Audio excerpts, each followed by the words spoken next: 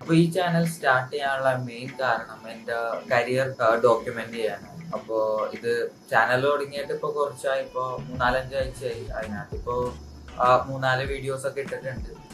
അത് പകുതി ഇംഗ്ലീഷിലും പകുതി മലയാളത്തിലൊക്കെ ആയിരുന്നു. അപ്പോൾ ഇതിനകത്ത് വീക്ക്ലി എൻ്റെ പ്രോഗ്രസ് ആൻഡ് എൻ്റെ ഒരു എക്സ്പീരിയൻസ് എന്താണ് അതൊക്കെയാണ് ഞാൻ ഷെയർ ചെയ്യാമെന്ന് വിചാരിക്കുന്നത്. എൻ്റെ ഓൾഡ് മെത്തേഡ് ഞാൻ പറഞ്ഞുതരാം. ഓൾഡ് മെത്തേഡ് എങ്ങനെയായിരുന്നു ഞാൻ കമ്പനീസിലൊക്കെ അപ്ലൈ ചെയ്തുകൊണ്ടിരുന്നത്. ഫസ്റ്റ് സാധാരണ പോലെ തന്നെ ഈസി അപ്ലൈ, പിന്നെ ഉള്ളതെന്ന് പറഞ്ഞാൽ മെയിൽ കണ്ടുപിടിച്ചിട്ട് മെയിൽ വഴി അപ്ലൈ ചെയ്യാം. അത് കഴിഞ്ഞിട്ട് കോണ്ടാക്ട് ചെയ്ത് നോക്കാം. ആക്ച്വലി ഞാൻ അധികം കമ്പനികളൊന്നും അധികം കോണ്ടാക്ട് ചെയ്ത് നോക്കില്ല, വിളിക്കാനൊരു മടിയാണ്. അപ്പം അത് കാരണം അപ്ലൈ ചെയ്യുമ്പോൾ ചില കമ്പനികൾ മാത്രം ഒന്ന് റെസ്പോൺസ് ചെയ്ത്, ഇപ്പോൾ ലൈക്ക് ഒരു 100 കമ്പനിയോളം അപ്ലൈ ചെയ്ത് കഴിഞ്ഞാൽ ജസ്റ്റ് ഒരു 2-3 കമ്പനികളൊക്കെ ആയിരുന്നു റിപ്ലൈ ഒരു റെസ്പോൺസ് കാണിച്ചത്. പുതിയതായിട്ട് ആര് വന്നാലും ജസ്റ്റ് ഈസി അപ്ലൈ ആയിരിക്കും കൂടുതലും പ്രിഫർ ചെയ്യും. അപ്പോൾ ഞാനും ആദ്യം തുടങ്ങിയപ്പോൾ ഈസി അപ്ലൈ തന്നെയായിരുന്നു ആദ്യം പ്രിഫർ ചെയ്തത്. കാരണം നമുക്കിപ്പോൾ ഒരു ദിവസം തന്നെ 10-20ഓളം കമ്പനികൾ നമുക്ക് അപ്ലൈ ചെയ്യാം. അപ്പോൾ ഈസി അപ്ലൈ ആകുമ്പോൾ ജസ്റ്റ് ക്ലിക്ക് ചെയ്ത് വിട്ട് കഴിഞ്ഞാൽ അത് അപ്ലൈ ആവും. വലിയ ടാസ്ക് ഇല്ല അപ്ലൈ ചെയ്യാൻ. സോഫ്റ്റ്വെയർ വെച്ച് നമ്മുടെ റെസ്യൂമൊക്കെ ഫിൽട്ടർ ചെയ്തെടുക്കാനുണ്ട്. അപ്പോൾ ആ ഫിൽറ്ററിങ്ങിൻ്റെ ടൈമിൽ തന്നെ കുറേ റെസ്യൂംസ് ഒക്കെ പോകും. ഇപ്പോൾ HR-മാർക്ക് കുറേ ഇമെയിൽസ് വരുന്നുണ്ടാവും, റെസ്യൂംസ്, പിന്നെ കോൾസ്, അങ്ങനെ അവർക്കും എല്ലാ റെസ്യൂമും എടുത്തിട്ട് നോക്കാനൊന്നും പറ്റും. ഞാൻ ഒരു പുതിയൊരു മെത്തേഡും കൂടെ ഇംപ്ലിമെൻറ്റ് ചെയ്യാമെന്ന് വിചാരിച്ചു. അപ്പോൾ അതെന്താണെന്ന് വെച്ച് കഴിഞ്ഞാൽ റെസ്യൂം നേരെ വീഡിയോ ആക്കാം. റെസ്യൂം വീഡിയോ ആക്കുക എന്ന് പറയുമ്പോൾ ലൈക്ക് ഈ യൂട്യൂബ് വീഡിയോ തന്നെ റെസ്യൂമിലുള്ള ഡീറ്റെയിൽസ് വീഡിയോ രീതിയിലാണ്. അപ്പോൾ എനിക്ക് വേണമെങ്കിൽ ജസ്റ്റ് വീഡിയോ വാച്ച് ചെയ്യണോ അല്ലെങ്കിൽ റെസ്യൂം വാച്ച് ചെയ്യാം. അതാകുമ്പോൾ ഒരു പേഴ്സണൽ ടച്ചും ഉണ്ടാവും. അതിനാണ് ഇത്രയും കൂടെ ഒരു റെസ്യൂമിനെക്കാട്ടി ഇത്രയും കൂടെ നല്ലൊരു മെത്തേഡാണെന്ന് എനിക്ക് തോന്നി. അപ്പോൾ റെസ്യൂം എന്തായാലും ഉണ്ടാവും, റെസ്യൂമും ഉണ്ടാവും, അതിൻ്റെ കൂടെ തന്നെ ഈ ഒരു വീഡിയോയുടെ സ്ക്രിപ്റ്റ് ആക്കാൻ ChatGPT-നകത്ത് കൊടുക്കും. അത് റെസ്പോൺസ് തരും. അതിനകത്ത് ഇഷ്ടമല്ലാത്ത കാര്യങ്ങളും എന്തെങ്കിലുമൊക്കെ ചേഞ്ച് വരുത്താണെങ്കിൽ ഓരോ പ്രോംപ്റ്റ് ചെയ്ത് ഒരു ഫൈനൽ സ്ക്രിപ്റ്റ് ഉണ്ടാക്കാം. അതിനെ ഇങ്ങനെ അപ്ഡേറ്റ് ചെയ്ത് ഇപ്പോൾ ആവശ്യമില്ലാത്ത കാര്യങ്ങളൊക്കെ കളഞ്ഞ് ആവശ്യമുള്ളവരൊക്കെ ഉണ്ടെങ്കിൽ അത് ഇൻക്ലൂഡ് ചെയ്ത് അതൊരു സ്ക്രിപ്റ്റ് റെഡിയാക്കി എടുക്കാം. അത് കഴിഞ്ഞിട്ട് പിന്നെ ഷൂട്ട് ചെയ്യണം, വീഡിയോ അതേപോലെ ഷൂട്ട് ചെയ്യണം.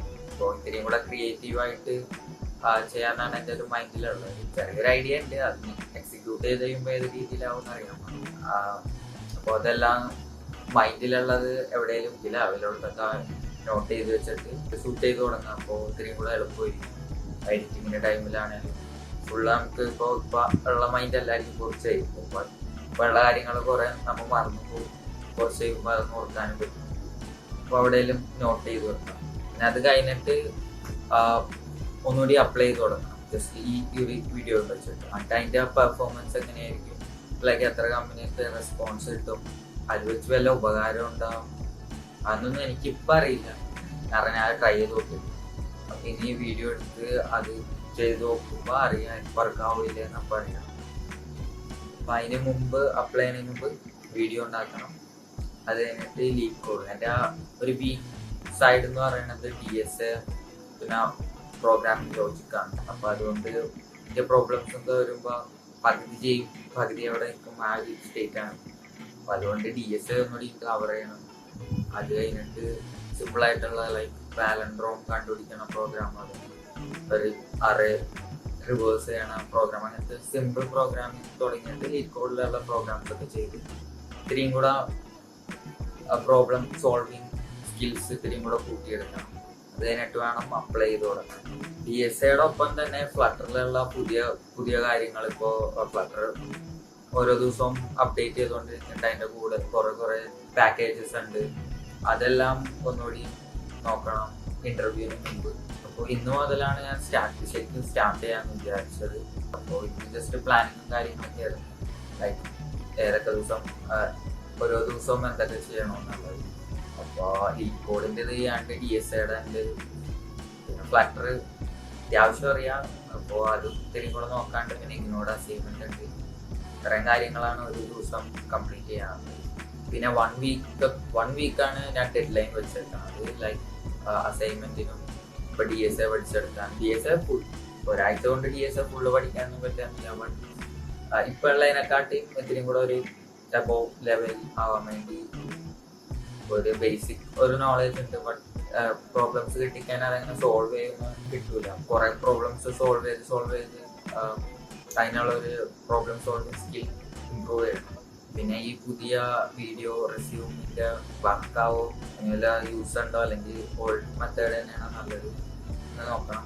അപ്പോൾ അതിൽ ഇങ്ങനെ സ്റ്റാൻഡ് ഔട്ട് ആയിട്ട് ഇരിക്കാൻ പറ്റിയൊരു മെത്തേഡാണെന്ന് തോന്നി. അപ്പോൾ അതൊന്ന് ട്രൈ ചെയ്ത് നോക്കാൻ വിചാരിച്ചു.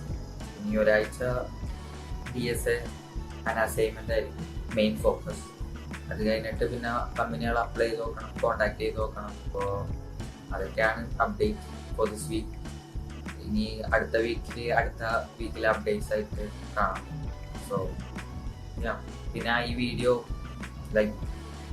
വീഡിയോ റെസ്യൂം ആക്കണതിൻ്റെ ഫുൾ വീഡിയോ ഉണ്ടാവും. So stay tune for that video and thank you for watching.